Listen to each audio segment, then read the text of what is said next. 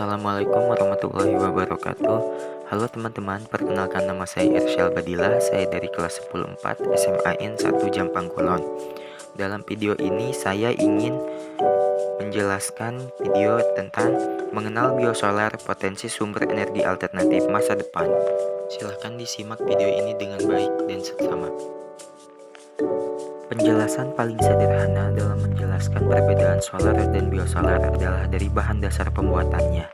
Solar atau yang dalam bahasa Inggris yaitu diesel terbuat dari bahan dasar fosil atau minyak bumi, sedangkan biosolar terbuat dari bahan dasar yang berasal dari tumbuhan.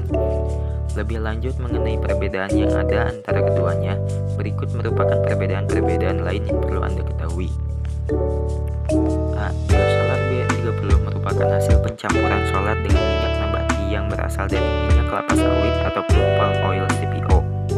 Bahan bakar ini memiliki komposisi perbandingan 30% bahan nabati dan 70% bahan solar.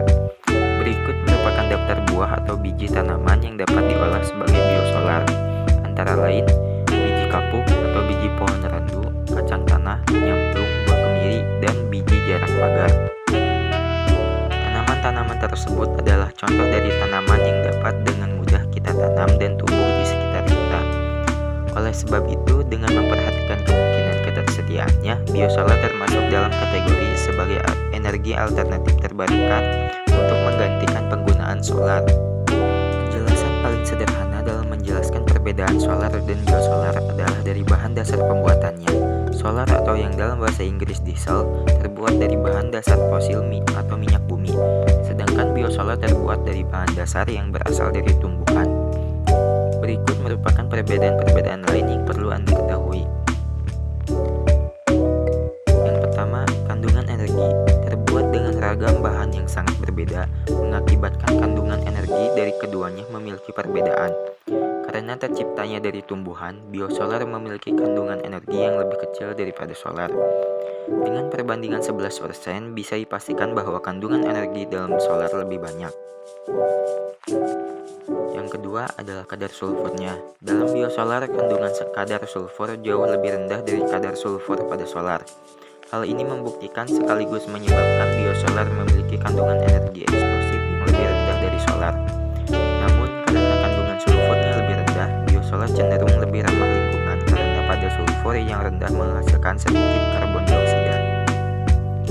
Berbeda dengan solar yang memiliki kadar sulfur yang tinggi, maka solar menghasilkan banyak karbon dioksida.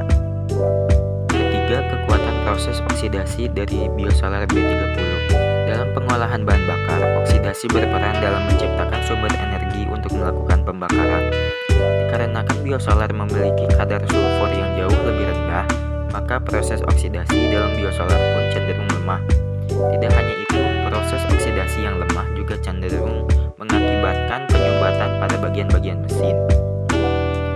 Kimia hijau, green chemistry, adalah suatu pendekatan pada perancangan, pembuatan, dan pemanfaatan produk-produk kimia supaya bisa mengurangi bahaya-bahaya yang ditimbulkan oleh bahan kimia terhadap lingkungan dan kesehatan. Biosolar B30 mendukung prinsip kimia hijau karena biosolar diselenggarakan sebagai wujud dari komitmen pemerintah dalam mengurangi GRK sebesar 29% dan dapat meningkatkan kualitas lingkungan. Yang keempat ini adalah infografis dari biodiesel.